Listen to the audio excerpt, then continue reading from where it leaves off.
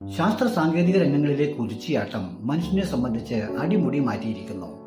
എല്ലാ മേഖലകളിലും തൻ്റെ ചിന്തകളും സ്വപ്നങ്ങളും എഴുത്തും വായനയും എല്ലാ മേഖലകളിലും സമൂലമായ മാറ്റം.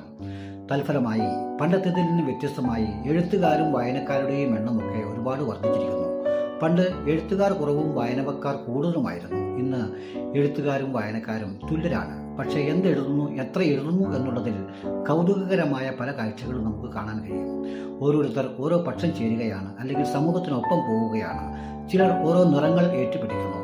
എന്നാൽ ഞാൻ ഇന്നയാളാണ്, എൻ്റെ പക്ഷം ഇന്നതാണ് എന്ന് തുറന്നെഴുതാൻ, അല്ലെങ്കിൽ പ്രപഞ്ചം ഇന്നതാണ്, ദൈവം ഇന്നതാണ് എന്ന് തുറന്നെഴുതാൻ, എനിക്ക് ഇത്രയും മതി, നാളത്തേക്ക് എനിക്കിത് ആവശ്യമുണ്ട് എന്ന് തുറന്നെഴുതാൻ ആരും തയ്യാറാകുന്നില്ല. അവിടെയാണ് എഴുത്തിൻ്റെ വ്യത്യാസം. തന്നെയുമല്ല, വലിയ എഴുത്തുകാർ പോയിട്ട് ഇന്നെല്ലാം ഒരു മിനിറ്റിലുള്ള എഴുത്തും വായനയുമാണ് പുതിയ പ്രതിഭാസം. ഈ ഒരു മിനിറ്റിൽ ഒതുങ്ങുന്ന എഴുത്തും വായനയിലേക്ക്